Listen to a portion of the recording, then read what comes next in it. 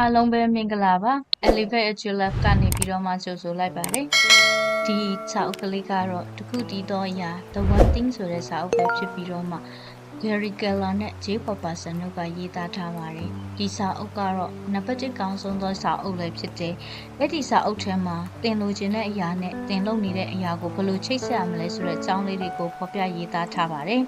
ဒီပြင်ကိုမှအတူတွေအားလုံးသိထားတဲ့အတိုင်းအရာအားလုံးကတူညီမျှတစွာအရေးပါပြီးအရေးကြီးနေတာတော့မဟုတ်ပါဘူးဒီထက်မှဘယ်ရာကအရေးကြီးဆုံးဖြစ်မလဲဆိုတာနဲ့ကိုလိုချင်တဲ့ထူးခြားတဲ့ရလကောင်းတွေရရှိဖို့အတွက်ကိုယ့်ရဲ့အာရုံစူးစိုက်မှုတွေကိုဘယ်မှာထားရှိရမလဲပြီးတော့လိုချင်တဲ့ရလကောင်းတွေကိုဘယ်လိုရရှိအောင်လုပ်ဆောင်ရမလဲဆိုတဲ့နည်းလမ်းတွေကိုဖော်ပြပေးတဲ့စာအုပ်လည်းဖြစ်ပါတယ်ကိုယ့်ရဲ့တစ်ခုတည်းသောအရာကိုရှာဖွေသိရှိနေထိုင်ခြင်းဟာကိုလုပ်နေတဲ့အရာနဲ့ကိုလုပ်ချင်တဲ့အရာကိုချိတ်ဆက်စေတဲ့နည်းလမ်းတစ်ခုပဲဖြစ်ပါတယ်ဒါဟာကိုလိုချင်တဲ့ရလတွေကိုရရှိဖို့အတွက်ကိုယ့်ရဲ့အာရုံလှုပ်ဆောင်စူးစိုက်မှုလှုပ်ဆောင်ဖို့ဘယ်လောက်ထိတိတိကျကျတတ်မလှုပ်ဆောင်နိုင်တယ်လဲဆိုတာပေါ်မှာမူတည်ပါတယ်ဒီစာအုပ်မှာဖော်ပြထားတဲ့အတိုင်းကြီးမားတဲ့အောင်ပြောင်းလဲမှုတိုင်းကဒိုမီနိုလေးတွေပြုတ်ကျသွားတဲ့အတိုင်းအစပြုခြင်းဖြစ်တယ်လို့ဆိုထားပါတယ်ဒါဆိုရင်ဒိုမီနိုလေးတွေအားလုံးတဖြုံဖြုံပြုတ်ကျမသွားခင်မှာပထမဦးဆုံးဒိုမီနိုကပါလဲပထမဆုံးဒိုမီနိုပြုတ်ကျသွားခြင်းကနေဘလို့အလုတ်ဆက်လုပ်တယ်လဲဆိုတာနဲ့ပုံဥပမာပေးပြီးထူးခြားတဲ့အောင်မြင်မှုတွေကိုချိန်ကာလတစ်ခုထဲမှာတပြိုင်နက်ထပြီးတော့ဖြစ်ပျက်ကြတာမဟုတ်ဘူးလို့လည်းပြောထားပါတယ်အောင်မြင်မှုတွေကအစီအစဉ်တကျဒိုမီနိုလေးတွေတိုင်းတစ်ခုပြီးတစ်ခုချိတ်ဆက်ပြီးတော့မှဖြစ်ပေါ်လာတာဖြစ်တယ်ဆိုတာကိုတွေ့ကြုံများကြီးရှိတဲ့လူတစ်ယောက်ကိုကြည့်လိုက်မယ်ဆိုရင်မြင်သာပါတယ်ဒီအတွေ့အကြုံတွေဘ ഹു တုတတွေကိုသူကအချိန်ကာလတစ်လျှောက်လုံးမှာလေ့လာသင်ယူခဲ့ရတာဖြစ်တယ်ဒီလိုပဲအောင်မြင်နေတဲ့သူကိုကြည့်မယ်ဆိုလည်းအတူတူပါပဲဝင်ငွေအများကြီးရရှိနေတဲ့သူကိုကြည့်မယ်ဆိုရင်လည်းအတူတူပါပဲဒီကတော့ချက်ကတော့တခုတည်းသောအရာကပြောင်းလဲမှုတွေကိုဖြစ်စေနိုင်တဲ့တခုတည်းသောအရာဤပညာပိုင်းဆိုင်ရာတိုးတက်ဆန်းသစ်တည်ထွင်မှုတွေကိုဖြစ်ပေါ်စေတဲ့အရာယဉ်ကျေးမှုပိုင်းဆိုင်ရာပြောင်းလဲမှုတွေစီးပွားရေးဆိုင်ရာရှင်ပြိုင်မှုတွေထဲမှာလွှမ်းမိုးနိုင်တဲ့အရာတွေကိုဖြစ်စေနိုင်တဲ့တခုတည်းသောအရာအရေးကြီးသောအရာပါပဲဒါကထုတ်လုပ်မှုတစ်ခုဖြစ်ခြင်းဖြစ်မလားပစ္စည်းတစ်ခုလားဝန်ဆောင်မှုတစ်ခုလားတစုံတစ်ယောက်ဖြစ်မလားကျွမ်းကျင်မှုတစ်ခုဖြစ်မလားဘဝတစ်ခုလားဒီတစ်ခုတည်းသောအရာဆိုတာပါလဲ General George S. Patton ကတော့ပြောထားလဲဆိုရင်သင်သည်စိတ်ထဲမှာဆွဲမြဲမြံစွာရှိတဲ့သင်ဆုံးဖြတ်ထားတဲ့တခုတည်းသောအရာကပဲသင်ရဲ့ဘဝကိုမောင်းနှင်စေတဲ့အရာဖြစ်တယ်လို့ပြောပြထားတယ်။အောင်မြင်တဲ့သူတွေရဲ့ဘဝကိုကြည့်မယ်ဆိုရင်လည်းစိတ်အားထက်သန်မှုကနေလာပြီးတော့မှသူတို့ဆုံးဖြတ်ထားတဲ့အရာပေါ်မှာအချိန်တိုင်းတာတစ်ခုအထိယဉ်နှီးမြှုပ်နှံမှုပြုလုပ်ထားတာကိုတွေ့ရှိရတယ်။ဒီလိုမျိုးအချိန်တွေအများကြီးယဉ်နှီးထားတာနဲ့ကျွမ်းကျင်မှုဆိုတာဖြစ်ပေါ်လာတယ်။ကျွမ်းကျင်မှုကနေပြီးတော့မှရလဒ်ကောင်းတွေရရှိလာတာဖြစ်တယ်။စိတ်အားထက်သန်မှုပြင်းပြလေးလေးယဉ်နှီးမြှုပ်နှံမှုပေးအပ်တဲ့အချိန်ပေးဆက်မှုကလည်းပဲပို့ပြီးတော့မှများလေတာတွေ့ရတယ်။ဒါဟာထူးခြားတဲ့ရလဒ်တွေကိုဖြစ်ပေါ်စေတာဖြစ်တယ်လို့ပြောထားတယ်။သင်ရဲ့တခုတည်းသောအရာအတွက်အသက်ရှင်ခြင်းကသင်ရဲ့အောင်မြင်မှုတော့ချက်ပဲဖြစ်တယ်။ဟော့မန်ဒီနိုကပြောလဲဆိုတော့အချိန်တစ်ခုမှာတစုံတစ်ခုကိုသာအာယုံစိုက်တဲ့သူဟာကဘာကြီးကိုပို့ပြီးတော့မှကောင်းစေတဲ့သူဖြစ်တယ်လို့ပြောပြထားတယ်။ Ross Carver ကတော့ရေးကြီးသောအရာတစ်ခုသာလင်ရှိတယ်။အရာများစွာကတော့ရေးကြီးနိုင်ပါတယ်။ဒါပေမဲ့အရေးကြီးဆုံးအရာတစ်ခုကပဲဖြစ်တယ်လို့ပြောထားပါတယ်။ဒီတခုတည်းသောအရာစာအုပ်ထဲမှာပိုင်း၃ပိုင်းဖော်ပြထားတယ်။ပထမအပိုင်းကတော့လူတွေကိုလောင်းလွှဲစေတဲ့ခံယူချက်မှုသားအမားတွေကပါတယ်လေပိုင်းနဲ့မှာတော့ထုတ်လုပ်နိုင်စွမ်းကိုတွားဖို့အတွက်လိုရှင်းတဲ့လမ်းကြောင်းရဲ့အမှန်တရားအကြောင်းရဲ့နံပါတ်3ကတော့သူချတဲ့ရလဒ်တွေကိုရရှိဖို့အတွက်သူတွေစီမှာရှိတဲ့ဖြစ်နိုင်စွမ်းတွေကိုဘယ်လိုဖော်ထုတ်မလဲဆိုတဲ့အကြောင်းတွေပဲဖြစ်ပါတယ်အပိုင်း1မှာဆိုရင်တို့တွေရဲ့ခံယူချက်အမှားလမ်းလွှဲစေတဲ့အရာတွေကဘာလဲဆိုတာကိုဖော်ပြထားတယ်တို့တွေဟာတခုသောအရာကိုရရှိဖို့အတွက်သိနိုင်ဖို့အတွက်အခက်အခဲတွေဖြစ်နေတာဘာကြောင့်လဲဆိုရင်ကြောင်းချက်ပေါင်းအများစွာမှာပိတ်မိနေကြလို့ပဲဖြစ်ပါတယ်တို့တွေမှာလှုပ်ရှားတွေအများကြီးရှိတယ်ဒါတွေကိုတစ်ချိန်တည်းမှာပြီးမှဖြစ်မယ်လို့ဒါတွေကိုလှုပ်ဆောင်ဖို့အတွက်စီကံတင်ကြမှဖြစ်မယ်လို့ဘဝမှာအကြီးကြီးတွေမမှန်းသင့်ဘူးလို့ဒီလိုအတွေးတွေဟာကိုယ်တွေကိုဘောင်တွေကြားမှာပိတ်မိစေတတ်ပါတယ်ဒါကြောင့်အပိုင်းတက်မှာဆိုရင်ကိုရီးရဲ့ခံယူချက်မှာလမ်းလဲစေတဲ့အလိညာ6ခုကိုပြောထားတယ်ဒါတွေကတော့တို့တွေကအရာအလုံးကတူညီမျှတစွာရေးကြည့်တယ်လို့ခံယူထားတဲ့ခံယူချက်အမှာအချိန်တစ်ခုတွင်းမှာအရာများစွာကိုလောက်ကန်ရမယ်ဆိုတဲ့စဉ်းစားထားချက်စီကံပေါင်ထဲမှာနေထိုင်တဲ့ဘဝနဲ့စိတ်ဆွမ်းအားတွေကအရေးကြီးတယ်ဆိုတဲ့ချက်ရဲ့ညီမမျှတတဲ့ဘဝ balance life ထားရှိရမယ်ဆိုတဲ့အချက်နဲ့ပြည့်ကြည်မှန်နာမျိုးမျှော်မှန်းချက်ကြီးတာမျိုးဟာမကောင်းဘူးလို့ယုံကြည်ထားတဲ့အချက်တွေပဲဖြစ်တယ်ပထမဦးဆုံးလမ်းလွှဲစေတဲ့ခ ခံယူချက်အမှားတစ်ခုကတော့အရာအားလုံးကတူညီမျှတစွာအရေးကြီးတယ်ဆိုတဲ့ခံယူထားချက်ဖြစ်ပါတယ်ဒီလိုမျိုးအရာအားလုံးကအရေးကြီးတယ်လို့တူညီမျှတစွာရှိတယ်လို့ခံယူချက်တွေဟာတရားမျှတမှုလို့လူခွင့်ရေးတို့ခေါင်းစဉ်အောက်မှာဆိုရင်တော့မှန်ကန်လာပေမဲ့တကယ်လက်တွေ့ပေါ်မှာတော့အရာအားလုံးကအတူတူပဲရေးကြီးလာတယ်လို့ပြောလို့မရပါဘူးဘာလို့လဲဆိုရင်အလုရှုပ်နေခြင်းဟာအလုပြီးမှမှုဖြစ်တယ်လို့ပြောလို့မရသလိုဖြစ်ပါတယ်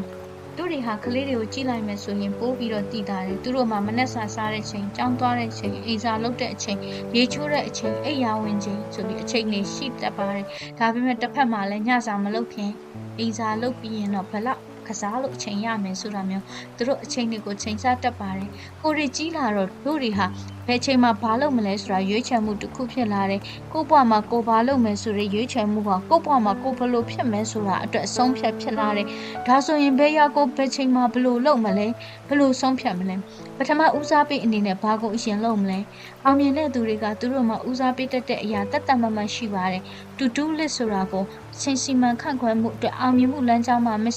မဖြစ်အရာတစ်ခုဖြစ်လက်ခံခဲ့ကြတယ်ဒီနေ့မှာတစ်ပတ်မှာဘာတွေလုပ်မလဲဆိုတာကိုချမှတ်ထားခြင်းဖြစ်တယ်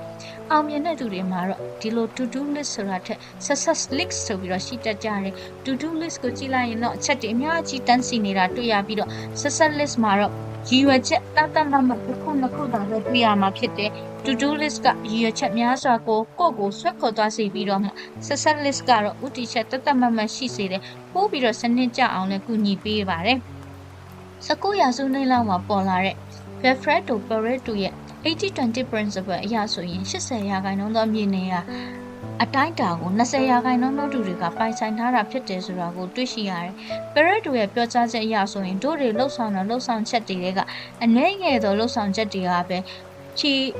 ဲကိုလိုချင်တဲ့အဖြစ်ကြီးတွေကိုပေးတယ်လို့သိနာလဲရတယ်။ဒါကြောင့်အရေးကြီးဆုံးသောအရာတွေကိုလှုပ်ဆောင်ခြင်းအရေးကြီးလာပါတယ်။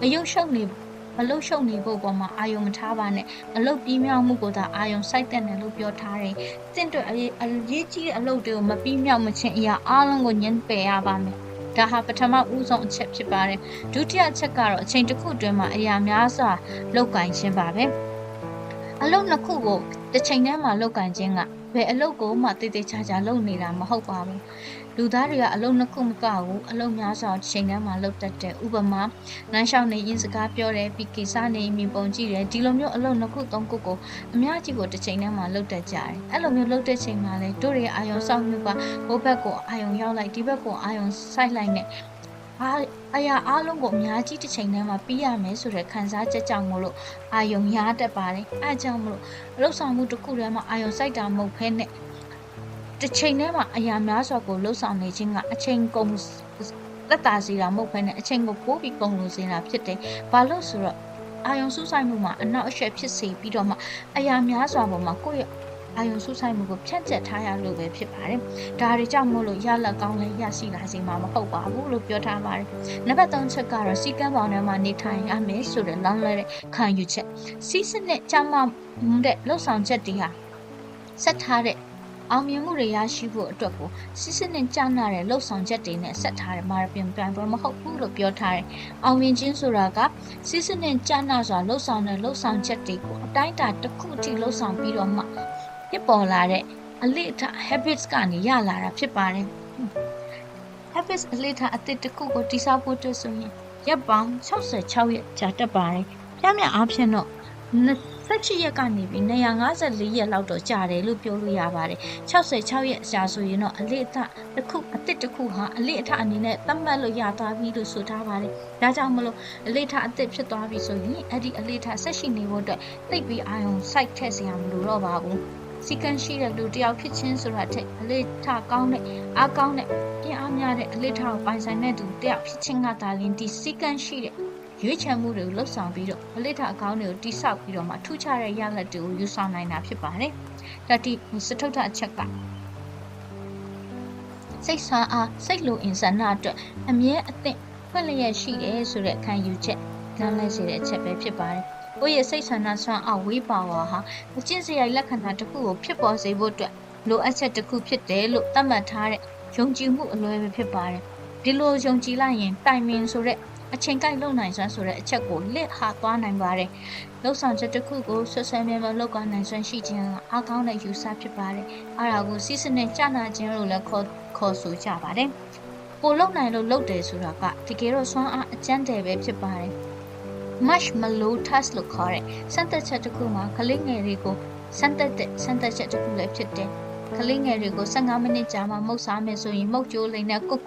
်ကီကျွေးမယ်ခုစားမယ်ဆိုရင်တော့မုတ်ချုံမုတ်ကျွေးမယ်ဆိုပြီးစမ်းသပ်ထားတာဖြစ်တယ်ကိုစားချင်တဲ့မုတ်ကိုစားရမယ့်အချိန်ထိစောင့်စားနိုင်တဲ့ကလေးတွေဟာသူတို့ဘဝနောက်ပိုင်းမှာအောင်မြင်တိုးတက်မှုရရှိလာတာကိုတွေ့ရှိရတယ်လို့ပြောထားတယ်စိတ်ဆွမ်းအားကအလွန်အရေးကြီးပေမဲ့လို့ဒီစိတ်ဆွမ်းအားကိုကျိုးရှိအသုံးချဖို့ကတော့ဦးစားပေးဖြစ်တင်ပါတယ်ဘာလို့ဆိုတော့စိတ်ဆွမ်းအားဆိုတာကကန့်သက်ရှိတဲ့ဓာတ်ခဲတစ်ခုလိုပါပဲဒါပေမဲ့အားကုန်သွားတဲ့အခါတော့အားပြန်တင်နိုင်ပါတယ်စိတ်ဆွမ်းအားအများပြသုံးရတဲ့အခါမျိုးလည်းရှိပါတယ်ဥပမာကိုမကြိုက်မနစ်သက်တဲ့အလုပ်မျိုးကိုလုပ်နေရတာရေတူရလက်ထွက်မှုအတွက်ရေရှည်ကောင်းမှုကိုရွေးချယ်ကလှုပ်ဆောင်ရတာမူကျင့်တစ်ခုတည်ဆောက်ရတာကိုယ့်ရဲ့စိတ်လိုအင်ကိုမျိုးသိပ်ထားရတဲ့အခါစိတ်အာရုံထွေးပြောင်းမှုကိုကင်တွယ်ထိန်းချုပ်ရတဲ့အခါစသည်တို့ကစိတ်ဆွမ်းအားများစွာလိုအပ်တဲ့ခိုက်တန့်တွေပဲဖြစ်ပါတယ်စိတ်ဆွမ်းကုန်သွားတဲ့အခါကိုယ်ပုံမှန်လုပ်နေတဲ့အလေးကျင့်စီပဲပြန်ရောက်တတ်ပါတယ်။ဒါကြောင့်မို့လို့စိတ်ဆွမ်းလို့ပြောတဲ့အခါချိန်ကိုက်လုံနိုင်စွမ်းတာအရာပဲဖြစ်တယ်လို့သေချာထောက်ပြထားပါတယ်။စိတ်ဆွမ်းအပြည့်ရှိနေတဲ့ချိန်မှာစိတ်ထွေပြခြင်းမရှိဘဲနဲ့မှန်ကန်တဲ့အရာကိုဒီဇိုင်းမှန်လုပ်ခြင်းကကိုယ့်ရဲ့တစ်နှစ်တာကိုကြိုးရှိအသုံးချခြင်းမိပါတယ်။နောက်တစ်ချက်ကတော့ညီမျှမျှတတဲ့ balance life ထားရှိခြင်းဆိုတဲ့အချက်ပဲဖြစ်ပါတယ်။ဘဝကိုပြည့်ဝအသက်ရှင်နေထိုင်ခြင်းဆိုတာကအရေးကြီးသောအရာကိုအချိန်ပေးခြင်းဖြစ်ပြီးတော့ဒီလိုမျိုးလုပ်မှသာဟန်ချက်ညီတဲ့လှုပ်ဆောင်မှုကိုဖြစ်စေတာဖြစ်တယ်။အခုတော့အရာကိုအချိန်ပေးခြင်းခြားတစ်ခုကိုအချိန်မပေးခြင်းဖြစ်တယ်။ညီမျှမျှတတဲ့ထူးခြားတဲ့လှုပ်ဆောင်ချက်တွေလှုပ်ဆောင်ဖို့အတွက်အရာအားလုံးကိုအာယုံစူးစိုက်ခြင်းကဘယ်အရာကိုမှထိထိုက်ရောက်ပြီးမြောက်စေနိုင်မှာမဟုတ်ပါဘူးထူးခြားတဲ့ရလဒ်ကိုရရှိဖို့အတွက်ဆိုရင်ချိန်ညှိတတ်ဖို့လိုပါတယ်ဘယ်အရာမှအရေးကြီးဆုံးအရာကိုလှုပ်ဆောင်ရမယ်ဘယ်အရာတွေကတော့အလဲအလတ်အရေးကြီးတာမျိုးတွေဖြစ်မလဲအရေးကြီးဆုံးကအရာတွေကိုဘယ်အချိန်မှဘယ်လိုလှုပ်ဆောင်မလဲအလဲလက်အရေးကြီးတဲ့အရာတွေကဘယ်အရာတွေလဲဒါတွေကိုဘယ်လိုလှုပ်ဆောင်မလဲဆိုတော့တွေးခေါ်ဆုံးဖြတ်နိုင်ခြင်းဟာဒါချိန်ညှိတတ်ခြင်းဖြစ်ပါတယ်ဒီလိုချိန်ညှိခြင်းမှာလည်းနှမျိုးရှိတယ်အလုပ်ဘဝနဲ့ပုဂ္ဂလိကဘဝချိန်ညှိခြင်းအဲ့ဒီအချိန်တွေကြားထဲမှာအဲ့ဒီဘဝတွေကြားထဲမှာချိန်ညှိခြင်းလို့ဖြစ်တယ်အဲ့လိုပေါ်မှာကိုဘလောက်အချိန်ပေးလဲပေါ်မှာမူတည်တာမဟုတ်ပါဘူးအဓိကတော့ချက်ကကိုပေးတဲ့ချိန်ပေါ်မှာဘလောက်ထိအာရုံစိုက်မှုတလဲရှိတလဲဆိုတာပေါ်မှာမူတည်တာပါဒါကြောင့်မလို့ထူးခြားတဲ့ရလဒ်တွေရရှိဖို့အရေးကြီးဆုံးအရာတွေကိုရွေးချယ်ပြီးတော့အဲ့ဒီအရေးကြီးသောအရာတွေအတွက်အချိန်ပေးတတ်ဖို့လိုပါတယ်ဒီညမှာကိုရီဟာအကျိုးသက်ရောက်မှုနဲ့တဲ့အလဲအလတ်အရေးကြီးယုံနာတွေကိုအာရုံစိုက်ထားမိရင်ထူးခြားတဲ့ရလဒ်တွေကိုရရှိမှာမဟုတ်ပါဘူးအလယ်လက်အရာတွေကကျိုးဖြစ်ထုံးမှုအားကြီးတဲ့ရလဒ်တွေကိုဖြစ်ပေါ်စေမှာမဟုတ်လို့ပဲဖြစ်ပါတယ်ကျိုးသက်ရောက်မှုအားကောင်းတဲ့အရာထူးခြားတဲ့အရာအရေးကြီးဆုံးသောအရာတွေကိုအာရုံစိုက်ထားမှသာထူးခြားတဲ့ရလဒ်ကိုရရှိမှာဖြစ်ပါတယ်နောက်တစ်ချက်ကတော့ကြီးမားကြမကောင်းဘူးလို့ခံယူထားတဲ့ခံယူချက်အလွယ်ကျွန်တော်တို့ရဲ့လုံနိုင်စွမ်းဒီလိုမျိုးကန့်တက်လိုက်တာနဲ့တို့ရဲ့လုံနိုင်စွမ်းတွေကိုကန့်တက်လိုက်တာပဲဖြစ်တယ်ဒါဟာကိုယ့်ရဲ့လုံနိုင်စွမ်းကိုကောင်းကောင်းမခံမှန်းတတ်ပြီးတော့မှရှေ့မှာဘာဖြစ်မလဲဆိုတာကိုမခံမှန်းတတ်ခြင်းပဲဖြစ်တယ်လူတဦးတယောက်ကတော့ကိုဘယ်အချိန်မှာအောင်မြင်မှုရမလဲဆိုတာမသိနိုင်ဘူးအဲ့ဒီမသိနိုင်ခြင်းအရာတွေစိတ်ပူပန်နေခြင်းအချိန်ဖြုံးခြင်းတစ်ခုပဲဖြစ်တယ်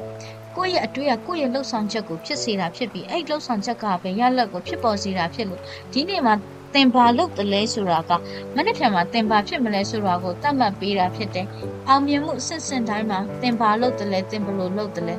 သင်ဘယ်သူနဲ့လုပ်တယ်လဲဆိုတဲ့အချက်တရားအခရာကြတယ်။ကြီးကြီးတွေလှုပ်ဆောင်မှအထူးခြားတဲ့ရလဒ်တွေကိုရရှိမှာဖြစ်တယ်။ဒီလိုအကြီးကြီးတွေလှုပ်ဖို့အတွက်လည်းတတိရှိဖို့လိုအပ်တယ်။တကယ်တော့တတိရှိခြင်းဆိုတာကကြောက်ရွံ့မှုမရှိခြင်းကိုဆိုလိုတာမဟုတ်ပါဘူး။အဲ့ဒီကြောက်ရွံ့မှုကိုကျော်လွန်ခြင်းဖြစ်ပါတယ်။မြင့်တွေးခြင်းဆိုတာကတန်တရားတွေမရှိတာမဟုတ်ဘဲနဲ့ထိုအရာတွေကိုကျော်လွန်ပြီးလှုပ်ဆောင်ခြင်းဖြစ်ပါတယ်။ဒါကြောင့်ကြီးလုံးမှာအောင်မြင်မှုအကြီးတွေရရှိမှာဖြစ်ပါတယ်။အပိုင်းနဲ့မှာတော့ထုတ်လုပ်နိုင်စွမ်းကိုသွားဖို့အတွက်ဆိုရင်ရိုးရှင်းတဲ့လမ်းကြောင်းအမှန်တရားလမ်းကြောင်းကိုဖော်ပြထားတာဖြစ်ပါတယ်။အချိန်ကိုကျွန်တော်တို့ထိန်းချုပ်လို့မရပါဘူး။အောင်မြင်ခြင်းအဓိကတော့ချက်ကငါတို့လုပ်တဲ့အရာအလုံးပေါ်မှာမူတည်နေတာမဟုတ်ဘဲနဲ့ငါတို့ကောင်းကောင်းလုပ်တဲ့အရာပေါ်မှာပဲမူတည်တာဖြစ်တယ်။အရှိကိုရောက်ရှိနေခြင်းဆိုတဲ့ လူဝက်ချက်ကစတင်လှုပ်ဆောင်ခြင်းကစတယ်စတင်လှုပ်ဆောင်ခြင်းရဲ့လူဝက်ချက်ကရှုပ်ထွေးနေတဲ့လုပ်ငန်းတွေကိုလုပ်ငန်းစဉ်တိတိလေးအဖြစ်ခွဲခြားပြီးစတင်လှုပ်ဆောင်ရမှာဖြစ်တယ်ဘဝမိကွန်းတစ်ခုဖြစ်တယ်ဆိုရင်ဖြေတွေကမိကွန်းကလာတာဖြစ်တယ်မိကွန်းမှန်ရင်အဖြေမှန်ပြီးမိကွန်းမရင်အဖြေမှားတာဖြစ်တယ်တို့ရဲ့ဘွားခီးကိုဖုံဖော်ကြည့်ရင်လည်းကိုယ့်ရဲ့မြေပုံကိုအသုံးပြုပြီးကိုယ့်ရဲ့တန်လိုက်အိမ်ညောင်ကိုကိုယ်တိုင်ဖန်တီးရတာဖြစ်လို့ကိုရှာတဲ့ဖြေရဖို့အတွက်မှန်ကန်တဲ့အမေးတွေမေးတတ်ဖို့လိုတယ်အခုငါလုံနိုင်တဲ့တခုတည်းသောအရာကဘာလဲဒါကိုလှုပ်ဆောင်ခြင်းအဖြစ်ကြံတဲ့အရာတွေလှုပ်เสียမလို့တော့ပဲဖြစ်သွားမယ်အရာပုံမလွယ်ကူစွာစိတ်မဲ့အရာအဲ့ဒီတခုတည်းသောအရာဆိုတာဘာလဲငါရဲ့ကျန်းမာရေးအတွက်ဆိုဘာဖြစ်မလဲကိုယ့်ရဲ့ငွေရေးကြေးရေးအတွက်အလုပ်အကန့်အတွက်စီးပွားရေးအတွက်ကိုယ့်ရဲ့ဘဝအတွက်ဆိုရင်ကိုလုပ်ရမယ်တခုတည်းသောအရာအရေးကြီးဆုံးအရာဘာဖြစ်မလဲဒီလိုမျိုးထူးခြားတဲ့ရလဒ်တွေကိုရဖို့လမ်းကြောင်းကရှင်းလင်းပြတ်သားတဲ့မိကွန်းတွေမေးတတ်ဖို့လိုတယ်ကြီးမားတဲ့မိကွန်းတွေမေးဖို့ကြီးကြီးတွေးပြီးတိတိကျကျမေးရမှာဖြစ်တယ်ဒီလိုမျိုးကြီးကြီးတွေးမှကိုယ့်ရဲ့အနာဂတ်ကိုကိုယ်တည်ဆုံးဖြတ်ရမှာဖြစ်ပါတယ်လူတွေကတကယ်တော့ကိုယ့်ရဲ့အနာဂတ်ကိုသူတို့ကိုယ်တိုင်ဆုံးဖြတ်တာမဟုတ်ပါဘူးလေ့ကျင့်ကိုသာအရင်ဆုံးဖြတ်တာပါပြီးတော့မှအဲ့ဒီအလေ့ကျင့်ကနေသူတို့ရဲ့အနာဂတ်ကိုဆုံးဖြတ်ပေးတာဖြစ်တယ်ထူးခြားတဲ့ရလဒ်တွေဖြေကောင်းတွေရရှိဖို့မေးကောင်းတဲ့အထက်မေးဖို့အတွက်၃မျိုးသတိထားဖို့လိုပါတယ်ဒီမေးရမယ်၃မျိုးကဒီအရေးကြီးဆုံးတစ်ခုကြီးသောအရာဆိုတာလုံနိုင်တဲ့အထက်မှာပါလားပိုတိုးချက်လုံနိုင်သလားကိုယ့်ရဲ့ဖြစ်နိုင်ခြေတွေထဲမှာရှိလားဆိုတာပဲဖြစ်ပါတယ်အောင်မြင်တဲ့သူတွေကသူတို့လုံနိုင်တာရဲ့အလွန်မှလည်းနေထိုင်ဖို့ရွေးချယ်ကြတဲ့သူတွေဖြစ်ပါတယ်အပိုင်း၃မှာတော့ထူးခြားတဲ့ရလဒ်တွေကိုရရှိဖို့အတွက်တို့တွေရဲ့ရှိနေတဲ့ဖြစ်နိုင်စွမ်းတွေကိုဘယ်လိုဖော်ပြရမလဲပေါ်ထုတ်ရမလဲဆိုတာတွေဖော်ပြထားပါတယ်အဲ့ဒီ၃ချက်မှာရည်ရွယ်ချက်နဲ့သက်ရှင်ဖို့လိုအပ်တယ်နံပါတ်2အချက်နဲ့ဦးစားပေးသတ်မှတ်ခြင်းနဲ့အသက်ရှင်ဖို့လိုအပ်တယ်နံပါတ်3အနေနဲ့တော့ထုတ်လုပ်နိုင်စွမ်းဖြစ်ဖို့လိုအပ်ပါတယ်ရည်ရွယ်ချက်နဲ့သက်ရှင်ဖို့အတွက်ဆိုရင် George Bernard Shaw ကဘာပြောလဲဆိုတော့ဘဝဆိုတာမိမိကိုယ်ကိုရှာဖွေခြင်းမဟုတ်ဘူးတဲ့မိမိကိုယ်ကိုတည်ဆောက်ခြင်းသာဖြစ်တယ်လို့ဆိုထားပါတယ်ရည်ရွယ်ချက်ကခွန်အားကိုဖြစ်စေတယ်ဇွဲတတိပြီးခြင်းရဲ့အရင်းမြစ်လည်းဖြစ်တယ်လို့ပြောထားတယ်ဦးစားပေးတတ်မှတ်ရှိခြင်းကတော့ကိုပါလို့ခြင်းလည်းခွေကိုသွားခြင်းလည်းဆိုတာကိုပို့ပြီးနားလည်စေတယ်။ Alan Lacking ကတော့အစီချင်းချခြင်းကအနာဂတ်ကိုလက်ရှိချိန်ထိဆွဲခေါ်လာနိုင်ခြင်းဖြစ်ပြီးအနာဂတ်အတွက်အခုချိန်မှာကိုပါလို့မလဲဆိုတာအတွက်ရွေးချယ်နိုင်ဖို့အတွက်အကူအညီပေးတဲ့အရာဖြစ်တယ်လို့ပြောထားတယ်။ဒါကြောင့်အခုချိန်မှာပါလို့မလဲဒီတစ်နေ့မှာတို့ပါလို့မလဲဘတ်မှာပါလို့မလဲဒီလမှာပါလို့မလဲဒီနှစ်မှာပါလို့9နှစ်မှာဒီ9နှစ်အတွင်းမှာဘာလုပ်မလဲဆိုတာတွေကိုချမှတ်ထားရမှာဖြစ်ပါတယ်။နံပါတ်3ချက်ဖြစ်တဲ့ထုတ်လုပ်နိုင်စွမ်းတဲ့သက်ရှင်ခြင်းကတစ်ချိန်လုံးအလုပ်ရှုပ်နေခြင်းကိုဖြစ်ရမယ်မဆိုလိုပါဘူး။ဦးစားပေးသတ်မှတ်ရှိခြင်းကနေပြီးတော့မှအစီအစဉ်ချထားမှုတွေအတွက်အချိန်တွေထားရှိပြီးတော့မှကိုဘလို့အစီအစဉ်တွေဘလို့အချိန်ပေးမလဲဆိုတာပေါ်မှာမူတည်ပါတယ်။ထုတ်လုပ်နိုင်စွမ်းကိုအာရုံစေတဲ့အချက်တွေလည်းတတိထားဖို့လိုပါတယ်။ဒါတွေကငင်းပယ်နိုင်မှုမရှိတာဗရံပဒအခြေအနေတွေကိုကြောက်ရွံ့တာစက်မရေးမကောင်းတာနဲ့ကိုယ့်ရဲ့ရှိရချက်တွေဖြစ်ပေါ်လာဖို့အတွက်ကိုကြီးထောက်ပံ့ပေးတဲ့ပတ်ဝန်းကျင်မရှိတာပဲဖြစ်တယ်။အာရုံစုဆိုင်ခြင်းကဘေးရာတွေကိုပုံမလုပ်ဘူးလို့ဆုံးဖြတ်ထားခြင်းဖြစ်ပါတယ်။တရုတ်စကားပုံကတော့အကျဉ်းတန်းဆုံးခရီးကိုသွားဖို့အတွက်တစ်ချိန်မှာခြေလန်းတလန်းလန်းဖို့လိုအပ်ပါတယ်။ဒါပေမဲ့ခြေလန်းတွေကတော့တလန်းပြီးတလန်းဆက်ဆက်လန်းရမယ်လို့ဆိုထားတယ်။ရှိစပီးကတော့ပြောထားတာနောက်နေချင်းတွေပေါ်မှာကျွေဝပုံညာခြင်းမရှိဘူးလို့ပြောထားတယ်။ဒါဆိုရင်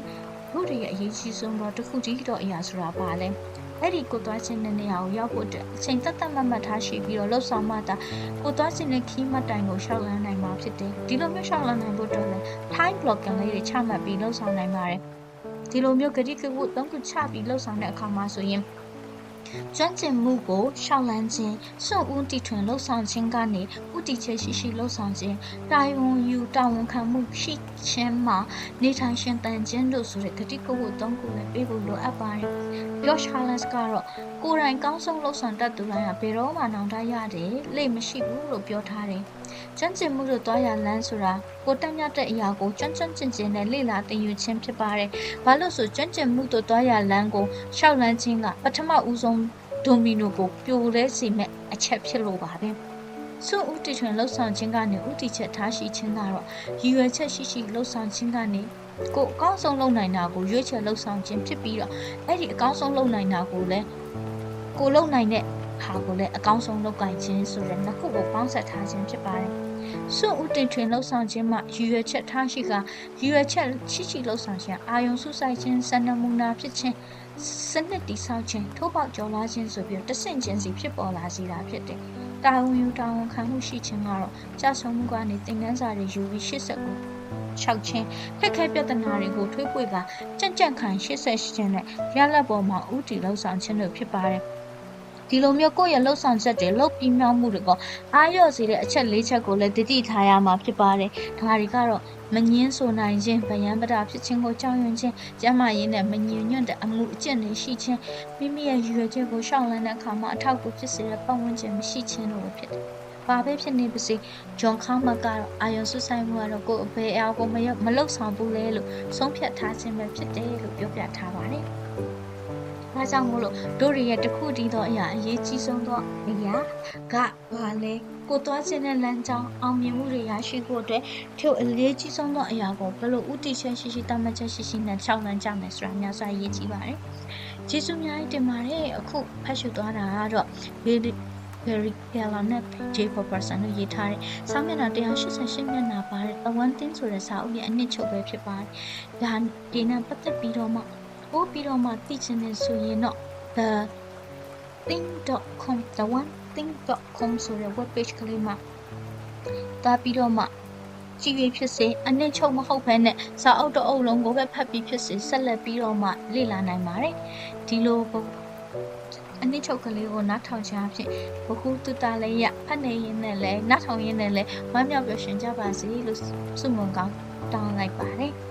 အားလုံးပဲကျေးဇူးတင်ပါတယ် Elevate Team ကနေပြီးတော့မှနောက်ထပ်များစွာအတွက်လဲစောင့်ဆိုင်ပါအောင်လို့ပြောချင်ပါတယ်ရှင်ကျေးဇူးတင်ပါတယ်ရှင်